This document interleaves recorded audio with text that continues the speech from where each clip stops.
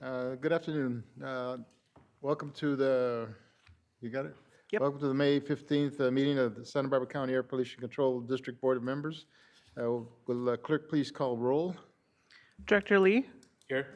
Director Capps, Director Hartman, Director Nelson, Director Lavanino, Director Silva, Here. Director Clark, Director Smith, Here. Director Mosby, Present. Director Rouse, Here. Director Patino, Here. Director Brown, Here.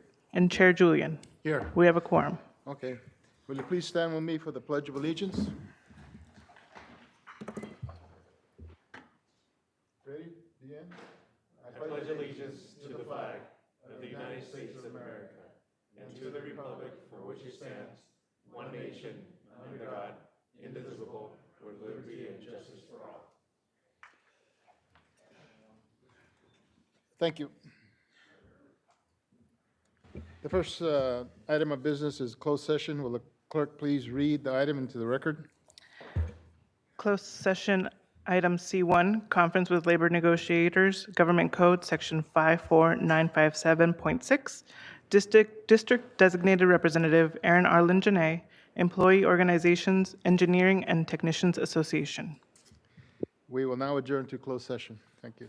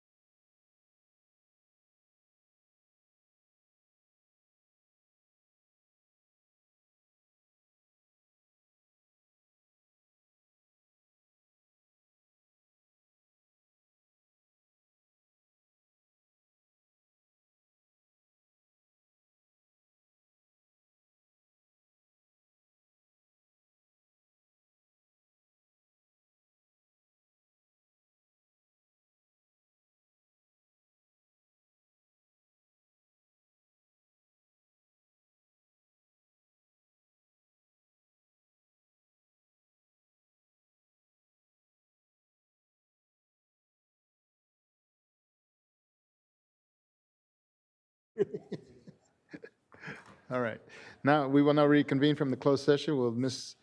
Richardson, will you please report out from the closed session?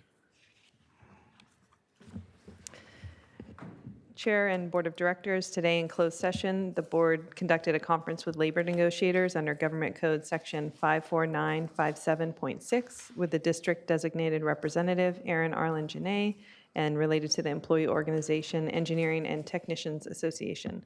And the board took no reportable action. Thank you. The next item of business is approval of the minutes of March 20th, 2025, regular meeting. Approval of minutes. So moved. Second. Hartman, seconds. Okay. Any discussion? Can I get do we got a motion and a second? Will clerk please take roll call? Director Lee? Aye. Director Capps? Aye. Director Hartman? Aye. Director Levanino? Director Silva? Aye. Director Smith? Abstain. Director Mosby? Aye. Director Rouse? Aye. Director Patino? Aye. Director Brown? Aye. And Chair Julian. Aye. Motion passes 10-1. Okay, thank you. Next item of business is approval of administrative items. Does anybody, board member, wish to pull any of the items?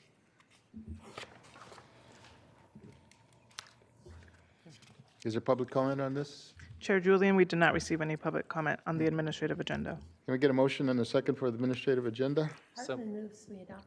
and I'll second. Okay, Just get through this together. okay. Thank you. Will the clerk please take roll call? Director Lee? Aye. Director Capps? Aye, excuse me. Director Hartman? Aye. Director Lavanino? Director Silva? Aye. Director Smith? Aye. Director Mosby? Aye. Director Rouse? Aye. Director Patino? Aye. Director Brown? Aye. And Chair Julian. Aye. Motion passes unanimously. Thank you. The next item is Director's Report. Ms. Janae? All right, thank you. I have a few items I'd like to start off first with newly hired employees. We have 3 employees here today that I'd like to introduce, and we're going to start off with Lars Zuwanenberg.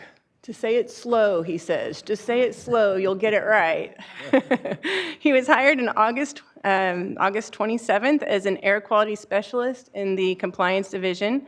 Prior to joining the district, Lars worked for Ventura County Public Works Agency as a stormwater quality inspector. He has a master's in industrial ecology from Technical University of Delft in the Netherlands, and he was born and raised in Ann Arbor, Michigan, moved to Santa Barbara 5 years ago. In his spare time, Lars enjoys playing soccer, cooking, and spending time with his family. Welcome aboard, Lars.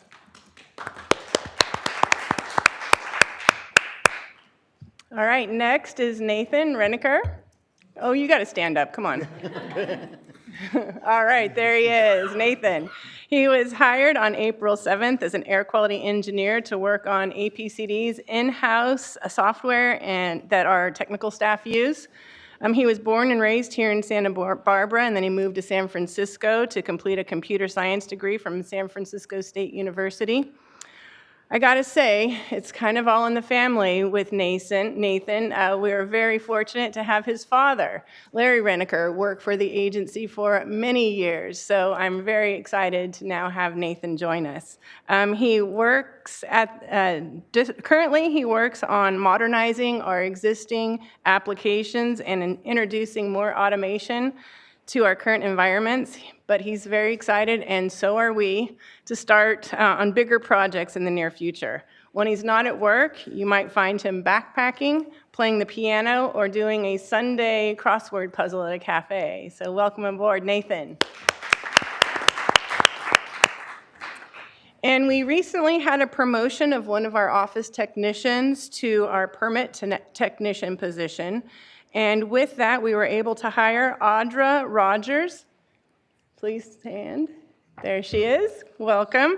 She was hired on April 29th as our newest office technician.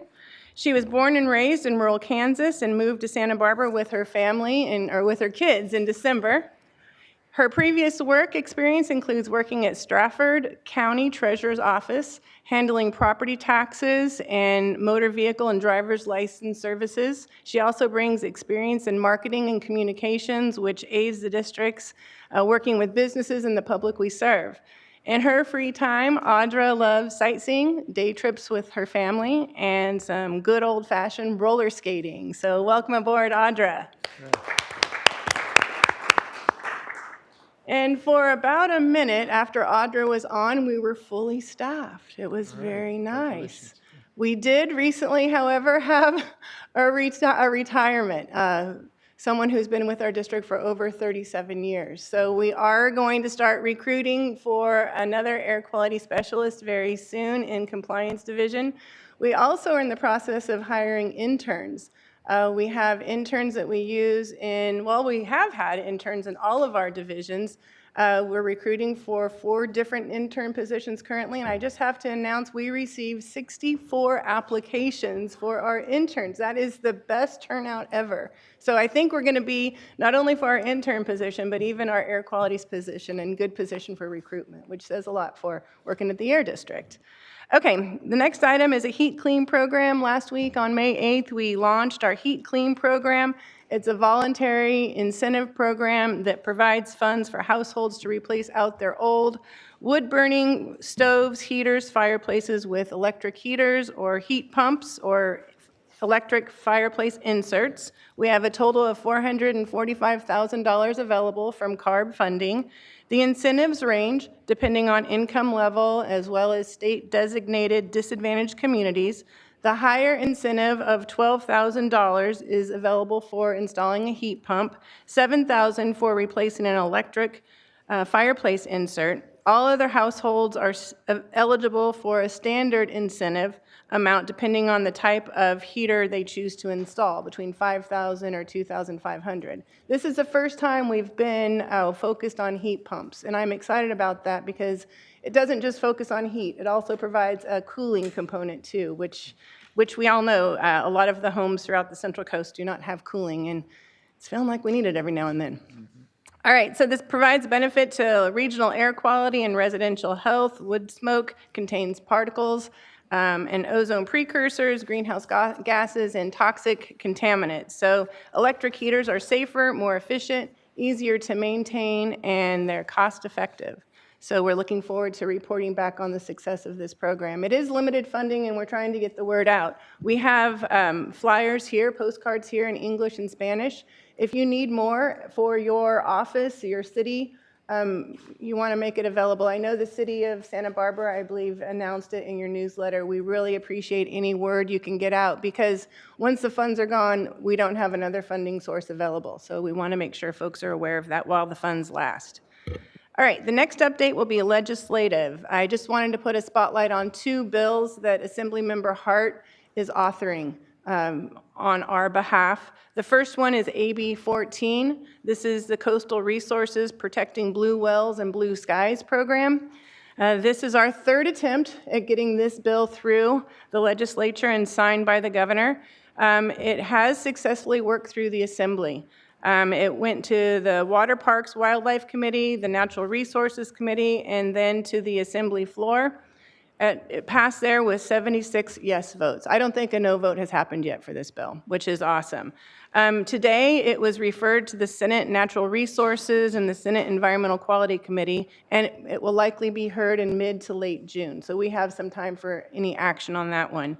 We've been working, especially Alex, has been working with a lot of local jurisdictions, the ambassadors that sign up as ambassadors for Blue Wells, Blue Skies, to get letters of support in, and we support every jurisdiction that's done that. We will be working with the county as well as other jurisdictions to get letters of support in soon for that hearing that's coming up in mid-June. And hopefully, the 3rd time is a charm. Well, we're hoping for that. All right, the last legislative bill I want to mention is AB 471. This is County Air Pollution Control Districts Board Members Compensation. This bill is sponsored by CAPCOA, That's the trade association that represents the 35 air districts throughout the state of California. It's passed the assembly on the third read. It had 66 yes votes and 2 no votes. On May 7th, it was referred to the Senate Environmental Quality Committee and the Senate Local Government Committee. It will be heard first in Senate EQ and then on to local government. Hearing date hasn't been set yet.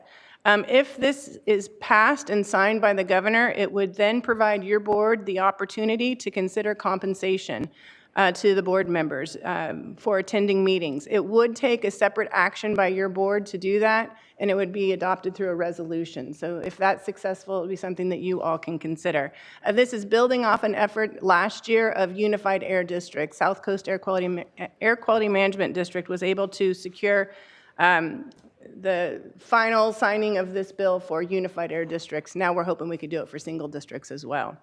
All right, and the last item under my director's report is 1011 McCoy, our ribbon cutting and open house. First off, okay, so it was held on April 30th, and I just want to thank folks that were able to attend. Chair Jillian, you made some great remarks. I really appreciate your participation in that event. It was well attended by district staff, board members, the county general service who helped us get that all wrapped up, as well as JG Contracting that brought the project to fruition. We have a short reel that we'd like to share with all of you, so if you weren't able to be there, we'd like to show a short reel now.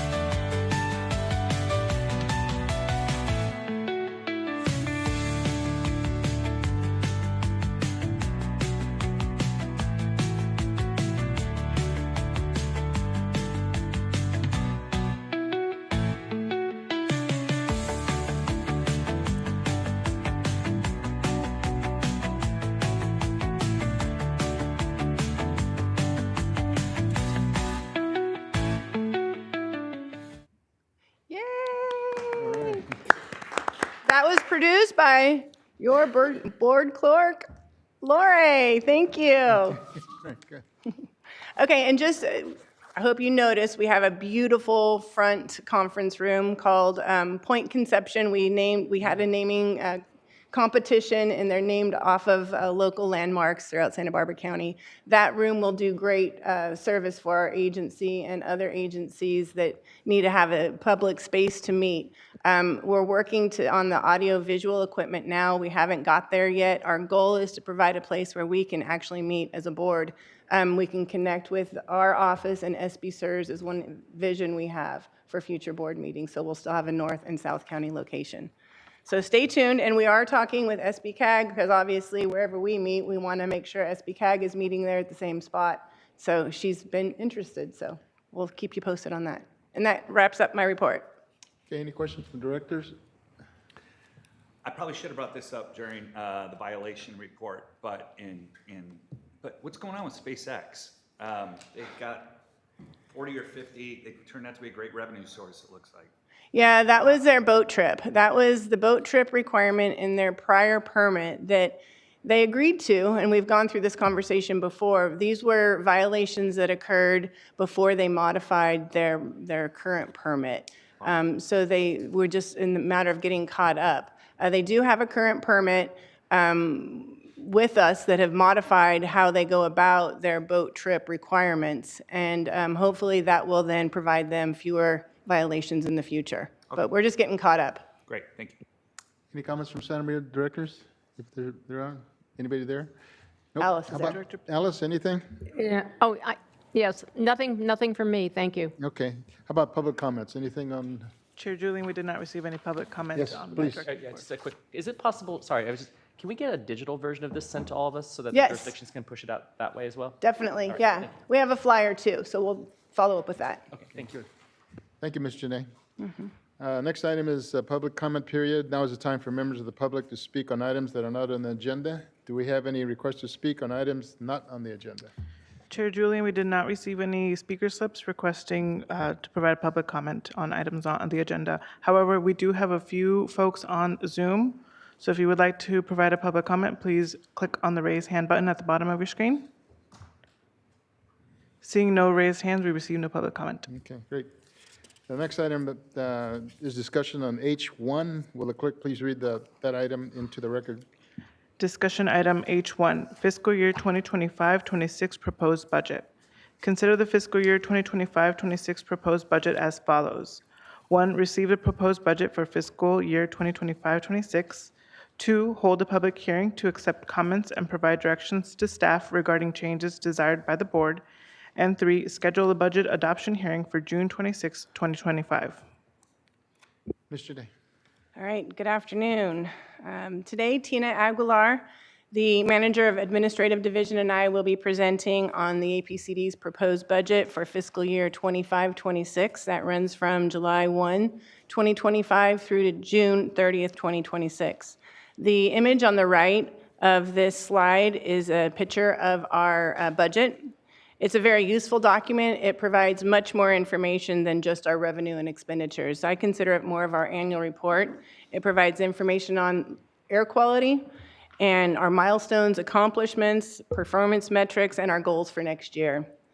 I will provide the high-level perspective of our budget, and Tina will delve into more of the nuts and bolts. We want to provide more background in today's presentation since there are a few of you on the board who are new to the district's budgeting process. We have 9 slides total, and it should take us about 15 minutes to walk through this presentation. As required by the California Health and Safety Code, this is the first of 2 hearings, public hearings for your board's consideration of this budget. The next hearing is scheduled for June 26 for adoption consideration by your board. As far as background, on March 28th, the district published the public notice of the proposed budget, the public workshop, the board hearing dates for both. We published those in both the Santa Maria Times and the Independent newspapers. We also sent notifications to 747 permit holders in our region. We held a virtual workshop on April 15th, and to date, we have received no public comment. Before getting into the numbers, I'd like to recap on some significant accomplishments the district achieved in our current fiscal year. As you recall, in October 2023, roughly a year and a half ago, the district staff presented the 2023-2028 long-range fiscal strategy to the board. The analysis evaluated the reduction in oil and gas activities throughout the county and the associated reduction in district revenue, while also assessing the increased cost of salary and benefits. The long-range fiscal strategy included critical components that are needed to ensure fiscal stability of the agency going forward. Our analysis showed that the district was only receiving 47% of the cost it takes to implement our permit program. With the board's unanimous support to modify the district fee rule, Rule 210, and set a goal of an 85% cost recovery, the district is now moving forward with important measures that will provide the necessary revenue for fiscal stability into the future.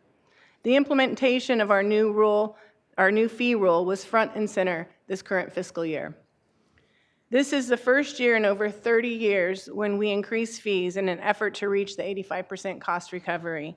But I must note that it will take many years with this fee increase to actually reach the goal at hand. When we developed the proposed budget before you today, we only had 9 months of implementation of our fee rule and have not yet observed the entire year of this effort. Once the full fiscal year is behind us, we will utilize an in-house cost recovery tool to determine the annual progress we're making to reach our 85% goal. In addition to the training, database changes, outreach to our local sources for implementation of Rule 210, the district also accomplished the following during this fiscal year. McCoy. That was a long haul. It took us many years, and we're just so proud to have all of our staff in that office. I do look forward to everyone being able to go and see what a great job we were able to accomplish for the district. And it serves as a long-range asset also for our agency. Prescribed fire has also been front and center for us. We provide a lot of oversight in reviewing the smoke management plans, working on the communication front, and ensuring that those fires occur in a way that minimizes the air quality impacts to neighboring individuals, and also reducing the risk of catastrophic wildfires in our region. In driving here today, going over 154, I don't know if anyone happened to go over 154 and look up at the mountain, Painted Cave, you could see it right there. And I got to tell you, at first I was like, oh no, what is that? But then I realized, oh wait, that's a prescribed fire, we're okay. So outreach is needed, even to those that work at the Air District. We also redesigned and launched our online permitted facility map. This is an amazing tool. You saw a presentation of it recently. We're going to be issuing a news release soon to increase awareness of that tool. It's been extremely beneficial for our agency and reduced the numbers of Public Record Act responses that we have to provide. We are directing a lot of those PRA requests directly to the map, and it's a self-serving tool that they can delve into on their own. Of course, we maintained our core responsibilities with our permitting, actions, inspections, responding to complaints. And on the clean air grants, we executed almost $4 million in voluntary emission reduction projects that typically these are for heavy-duty diesel or infrastructure, and they're outside of our regulatory authority. So the more we can do to reduce emissions from that source goes a long way. Next slide, please. All right, so the district's budget cycle, as I mentioned, runs July 1 through June 30th each year. Early in the calendar year, we start the process by programming our reserves. After reserves are forecasted, including our expenses for salaries and benefits, once our revenues are forecasted, expenses, including salaries and benefits, are programmed to ensure they equal the revenue. We want to have a balanced budget. That's how we make sure we aren't overspending. The total budget of fiscal year 25-26 is $13.2 million. This is a decrease of 6.8% from the current fiscal year, which is primarily due to the costs associated with the Santa Maria office. Our total budget, of the total budget, 3.3 is earmarked for pass-through grant projects. These are funds the district receives from the state and awards to local projects to reduce emissions from mobile sources primarily. Based on the enabling legislation, other than the administrative fees that we receive to implement these grants, we cannot use the grant funds for our ongoing operation expenditures. In addition to the pass-through grants, we also deposited $400,000 of grant administrative fees for the multi-year grant implementation in the future. To best illustrate the budget that falls within the district purview to allocate for our own operations, we removed the pass-through grants for a total of $9.5 million for our operating expenditures. Staff numbers continue to be budgeted at 34 full-time equivalents. This is no change from our current fiscal year. By keeping staffing numbers at this level, the district is prepared to operate in an era of changing revenue and associated workload. My goal continues to be to build a balanced budget and to avoid a structural deficit for our agency that uses strategic reserves for ongoing operational costs. Next slide. All right, this slide includes the key factors that affect the total proposed budget for fiscal year 25-26 of $13.2 million. Grant funds, as I mentioned, are 3.3. That's 25% of our budget. So it's quite significant that we're able to earmark for projects out in the community. As I mentioned in the prior slide, we also were able to deposit $400,000 for admin fees for future grant implementation. And what we're finding through our grant implementation efforts, when you have zero emission technology, such as school buses, forklifts, even some tractors now, and the necessary infrastructure, those projects are taking longer and longer to implement. So as we go through the grant process, it's the soliciting of the projects, the contract, completing it, and then expending the funds. It's taking multi-years. So even though we get admin funds from dollars this current year, we need to keep those for future years because the projects just take so many more years to implement. Of the 3.3 million that's captured on this slide, 2.5 million is in state grants, such as the Carl Moyer or AB 617, our clean air protection funds, and 773,000 are from the $2 DMV grant program. On the fee revenues, as part of the district fee rule, Rule 210, annually the district updates our fee schedule to include the annual adjustment for CPI. The CPI for fiscal year 25-26 is 3.8%. Based on board direction for the long-range fiscal strategy and the cost recovery policy, the proposed budget increases the existing fee schedule up to 12% per year until reaching until the schedule reaches 85% cost recovery. And the last item on this slide is the 15% annual maximum increase as defined by the California Health and Safety Code. So along with the 12% of the Rule 210 fee increase and then the CPI, we're at the 15% max. I'll now turn it over to Tina so she can delve into the numbers. All right, good afternoon. As Aaron mentioned, the district's total budget is proposed to decrease 6.8% from the prior year. This decrease is primarily associated with the district's new Santa Maria office building being completed in fiscal year 24-25, and therefore the fixed asset expenditure category returning to its normal level. I'd like to focus on our operating budget, as this falls under the district's scope. When looking at the operating revenue as a whole, it has decreased 8.5%, but that's mainly due to using less fund balance because the Santa Maria office building is complete, and also grant admin funds being saved for future years' grant administration. When solely looking at the operating revenue line item, there was actually an increase to operating revenue by $100,000, or about 1.2%. At this point, the Rule 210 changes are in their infancy. We're only 10 months in, and so we're still ironing out the kinks and determining which new revenue streams will come in as anticipated and which ones may not. The district was conservative in its approach of implementing the second year Rule 210 changes based on what we are seeing up to this point. We are hopeful that at this time next year, we'll have a much clearer picture on how the changes to Rule 210 are going. Another important thing to note here is fiscal year 25-26 is the low year for the 3-year reevaluation cycle. And so reeval revenues have a decrease of approximately $300,000. We plan for this swing in revenue every 3 years, and we're able to absorb it this year without having to pull from the committed reeval fund balance. Use of operating fund balance is decreasing by 66% from the prior year, or roughly $700,000. The district has budgeted to use a portion of fund balance to offset costs within the data acquisition department, as well as use of monies in our clean air fund to fund projects that benefit air quality in Lompoc.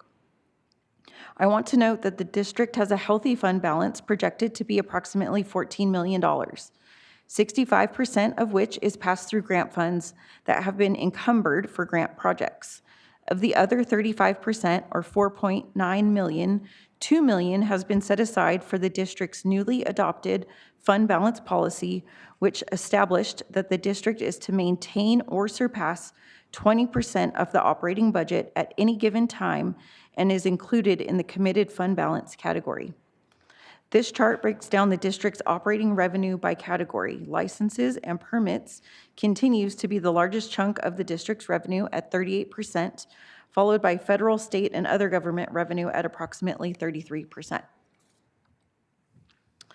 So let's take a look at expenditures. The district's largest operating expenditure is our staff. Salaries and benefits make up 70% of the total operating budget. Salaries and benefits saw a very minor decrease from the prior year due to pension costs. These costs are projected to decrease next fiscal year by roughly 2.5%. While on the subject of these costs, I wanted to point out that of the $6.7 million, approximately $1.75 million, or 26%, can be attributed to retirement contributions. Operating services and supplies increased $387,000, or 26%, from fiscal year 24-25. Administrative overhead costs are captured here. Total overhead S&S costs to support the district represents approximately 57% of the total S&S budget.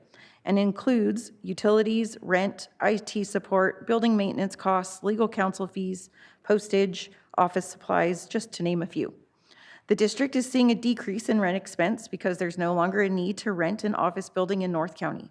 When this is compounded by the savings we saw in fiscal year 24-25 from decreasing our office space in Santa Barbara, the total amount saved annually on rent going forward will be approximately $65,000. This savings is being offset due to the hiring of an engineering contractor to assist with air toxics and health risk assessments for the air district. Another contributing factor to the increase in this category is a special particulate matter study that will be completed in the Santa Maria Valley. The district received grant funding from US EPA to complete this study. The district is intending to hire a consultant to implement the actual study as well as to report the results. And lastly, the district has set aside $30,000 for a salary survey for all district staff. The last time a salary survey was completed for the district was 2017. Fixed assets decreased $1.6 million from the previous fiscal year. For the last few years, the district has budgeted funds to remodel the purchased office building in Santa Maria. That project has come to completion, and the Santa Maria staff were able to move into the building in early 2025.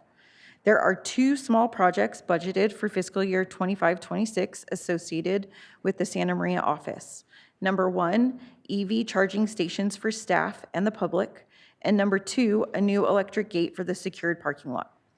The fixed asset budget also includes the purchase of a FLIR infrared camera for dedicated use in the northern part of the county and equipment for the district's data acquisition system and the monitoring section to replace analyzers and monitoring equipment for all sites as needed to stay up to date and use the best technology available.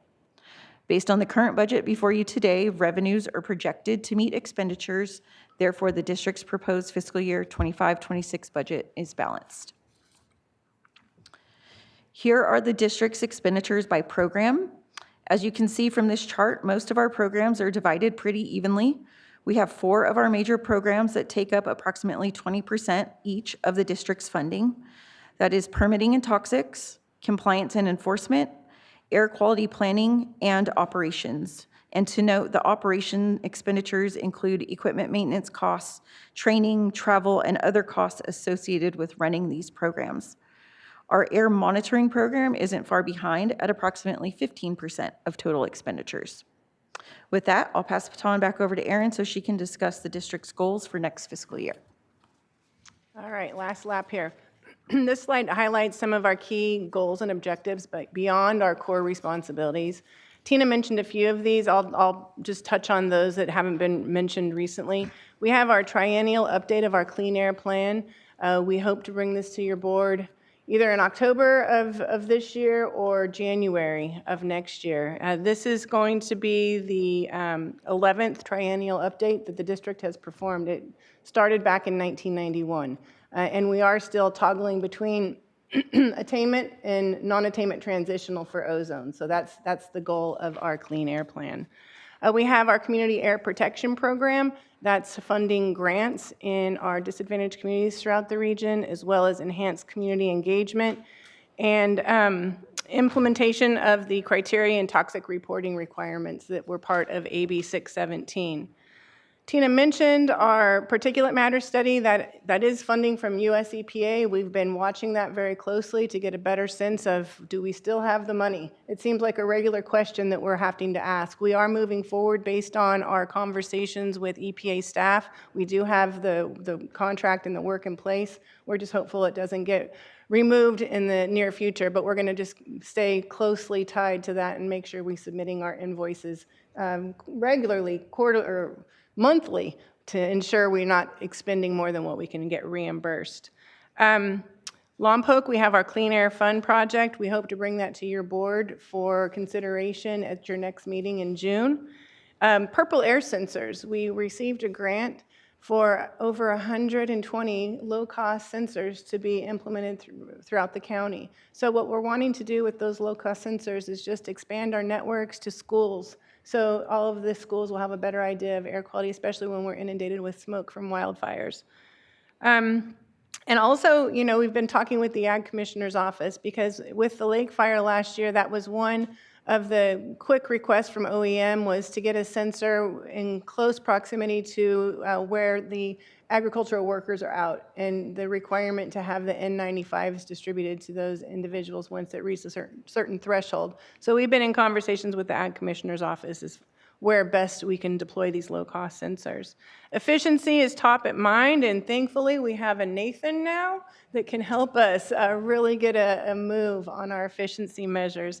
At some point here, we'll probably have Nathan give us a presentation on where we are today. I know we have what we call our IDS, and it's been homegrown and the backbone for all of our permitting and compliance programs for decades. And we live on it, we need it. But it is definitely in need of upgrades and modernization. So we're looking forward to that. Staff are working on an asbestos rule. We hope to bring that asbestos rule to your board in next fiscal year, and the EV charging stations. It was real exciting. Jim Frederickson in planning, he was able to apply for a grant for EV charging. And I think we got motivated from Goleta with your grant funding you've been able to secure at the city building. So we reached out and we actually were able to secure some funding for that, and we're working with 3CE now to get an assignment plan going. But we do have funds earmarked in the budget for EV chargers for staff as well as the public at the McCoy office. And that's it. That's it, just that. That wraps up our presentation, and Tina and I are available now if you have any questions for us. Any discussion from the board here? Santa Maria? Put that on. Santa Maria, Alice, you still there? Bob's our Director She Nelson's left? on. I Okay. am. All right. I am. Any Thank you. questions? Discussion? No. You're good? No, Okay. no questions. I had a question, actually. Okay. I'm sorry for being late to the meeting. Has the district looked at internally the potential impacts if the Board of Supervisors moves forward with their oil and gas ordinances? The reduction in activity of oil and gas was definitely front and center in our long-range fiscal strategy, and that went from 2023 to 2028. And that was based on operations that we knew were in the pipeline to go through plug and abandonment and decommissioning at that point in time.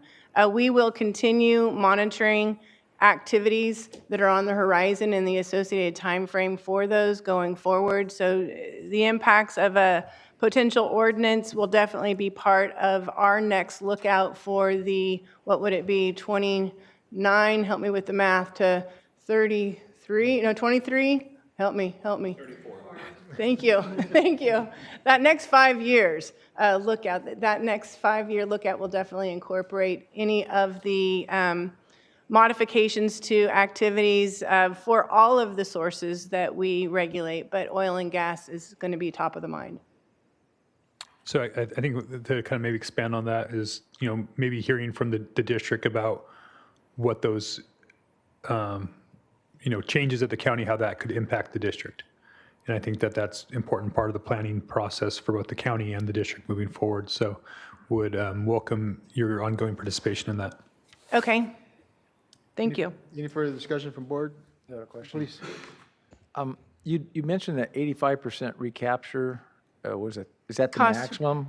Is Well, it that's where we were at, we were so low. a target?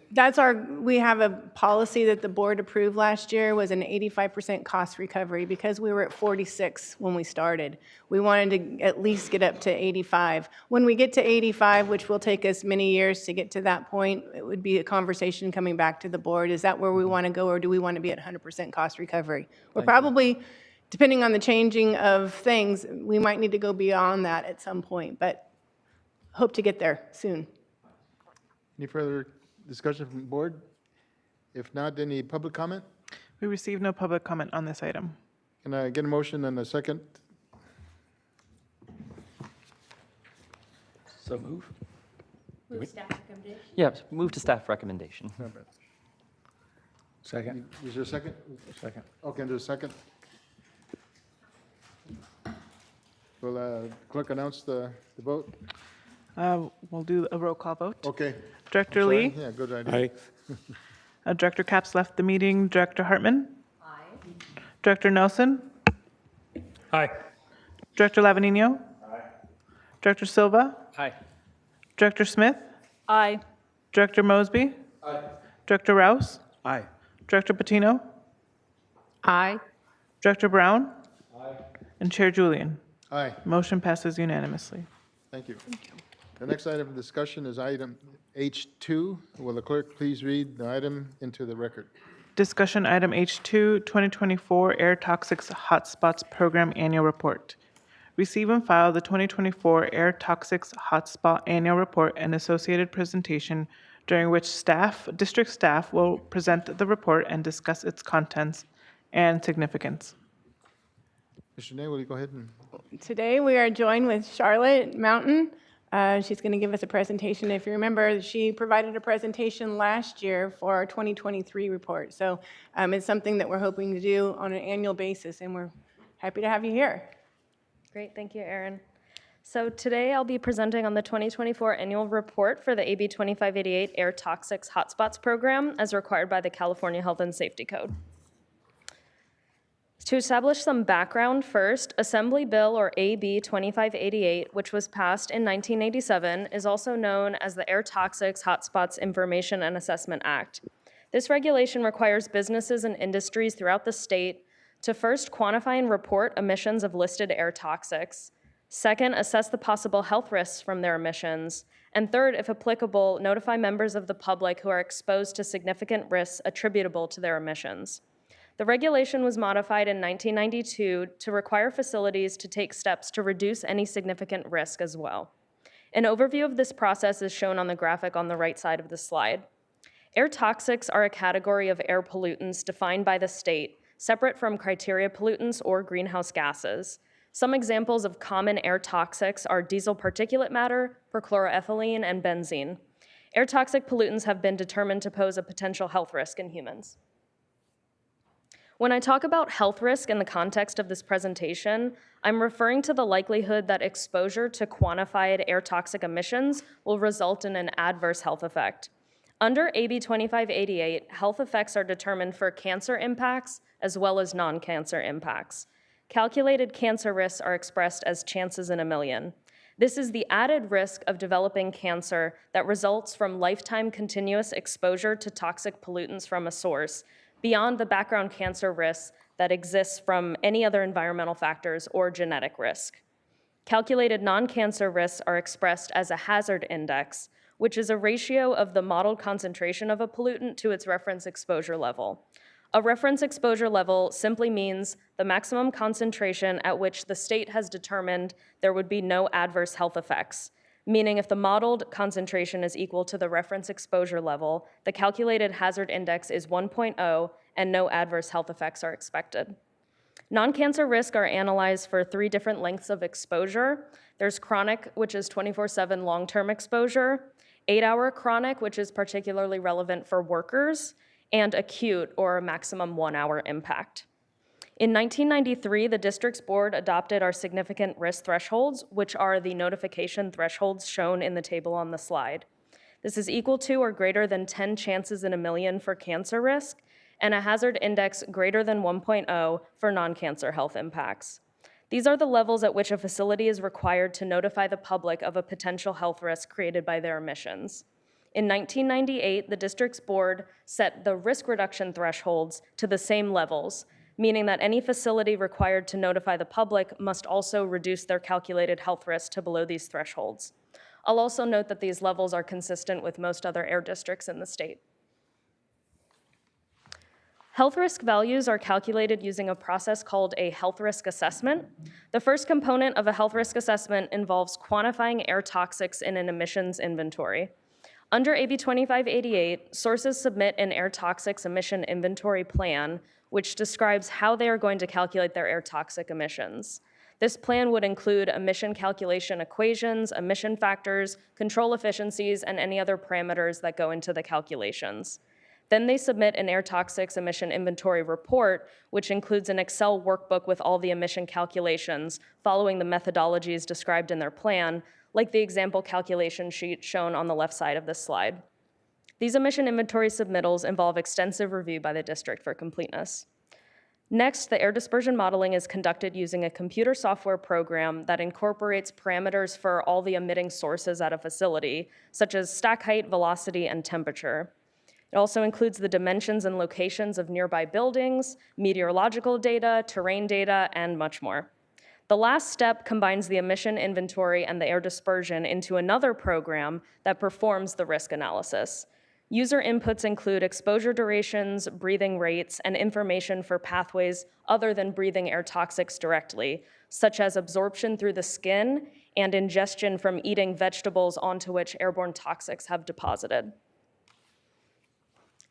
Facilities are prioritized under the AB 2588 program with the purpose of addressing the sources with the highest potential to cause a significant risk first before moving on to smaller facilities. Prioritization scores are calculated for each source using board-approved procedures based on the emission rate and toxicity of each pollutant emitted from the source, as well as its proximity to the public. Scores less than 1 are considered low priority and are not required to go through the AB 2588 process. All high and intermediate priority facilities with a calculated score greater than 1 are required to submit health risk assessments, or HRAs. Our district first started the AB 2588 process in the 1990s by prioritizing sources and assessing the health risks from each source, starting with the highest score. If the health risk results for a facility exceeded the board-approved significant health risk thresholds, then risk reduction and public notification were required. In 1991, 51 significant risk sources were identified in our county. As these sources began implementing risk reduction measures, by the year 2000, we had 6 significant risk sources remaining, and these were mostly oil and gas facilities. The same year, the state updated their guidance on how to conduct HRAs. As we've begun the AB 2588 reassessment process, discussed more on the next slide, one new significant risk source was identified in 2024. This source is called Lockheed Martin Santa Barbara Focal Plane. However, in 2024, Lockheed Martin also implemented risk reduction measures to reduce the risk below significant thresholds, as discussed later in the presentation. The state HRA guidance update in 2015 required that all local air districts reevaluate facilities under AB 2588. Based on the available data, we calculated high priority scores for 71 facilities and intermediate priority scores for an additional 71 facilities in the county, and we've begun reassessing these sources starting with the highest scores. The steps in the process are displayed in the flow diagram on this slide. First, after we determine a source is a high or intermediate priority, we notify them that an air toxics emission inventory plan, or ATEIP, is required, describing how they're going to calculate their air toxic emissions, as I mentioned earlier. Then after the ATEIP is approved, the source submits an air toxic emission inventory report, or ATEIR, quantifying the emissions according to the approved plan. After the ATEIR is approved, the source conducts the HRA and submits the results to us. As shown, there are 3 possible outcomes based on the results of this HRA. One path, shown over on the lower left side of the diagram, if there are any risk results above a significant risk threshold, again, that's a cancer risk of 10 in a million or a non-cancer hazard index greater than 1.0, the facility has to submit a risk reduction audit and plan, or RRAP. That plan details how they are going to reduce their risk to below significant levels. The public is also notified of the risk results from the HRA. Then after the facility reduces their risk, they are subject to quadrennial updates. So every 4 years, they submit a brief report on what has changed at their facility since the last update, so we can determine whether there is a concern they could now pose a significant risk, and we need to go through the process again to get updated results.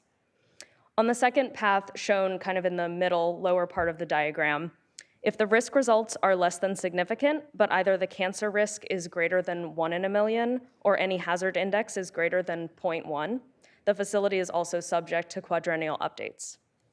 And then the third path on the right side of the diagram, if the cancer risk is less than 1 in a million and all hazard indices are less than 0.1, the facility is exempt from AB 2588. In 2024, the district made progress on the AB 2588 reassessment for these 6 facilities. During that year, we provided comments on Pacific Coast Energy Company's and New Cell Technologies ATEIPs, as well as UCSB's HRA. We completed review of Lockheed Martin's HRA and began reviewing Vandenberg's HRA. The Santa Maria Regional Landfill ATEIP is currently under review. Note that there is more detailed information on the entire AB 2588 program in the report that was filed, and that there are several other facilities with ATIP submittals into us that we have not been able to review yet. Due to the complexity of these facilities and our limited resources, we can only handle a few of these in a calendar year. So as I briefly mentioned before, in 2024, HRA results for the Lockheed Martin SB focal plane stationary source showed a significant risk. The diagram here shows the facility property boundary in blue, Stork Road to the west of the facility. Some of the nearby buildings are labeled to give you a reference of where this is. And the footprint of the area where the model predicted a significant acute non-cancer risk is shown in red. There was no significant cancer risk, nor was there a significant chronic or 8-hour risk calculated.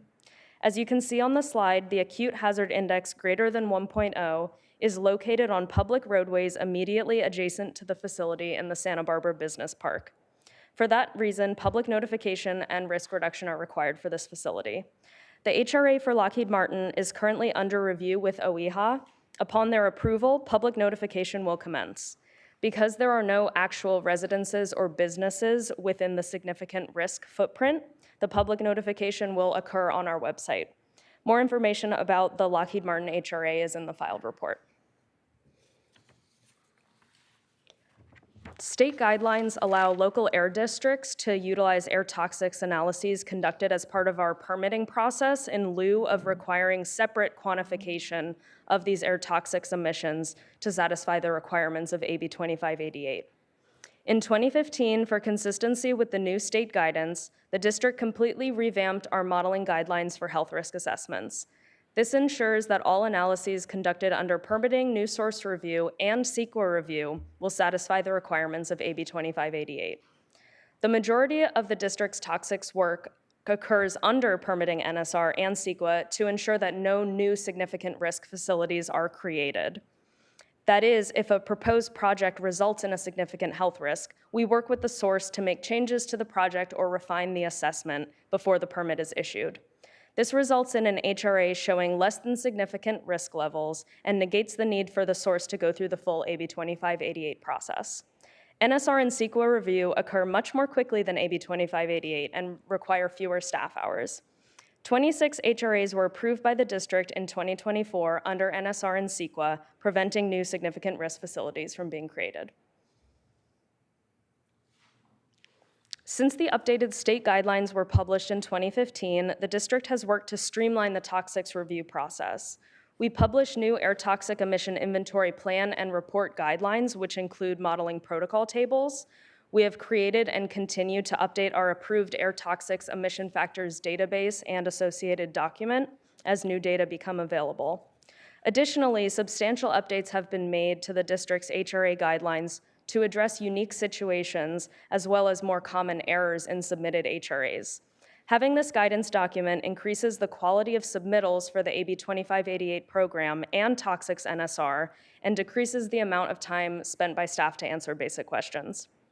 Also, the district has developed 2 screening tools for the 2 commonly permitted sources, diesel engines and contaminated soil vapor extraction systems. These tools use health conservative assumptions to assess risk with minimal staff resources.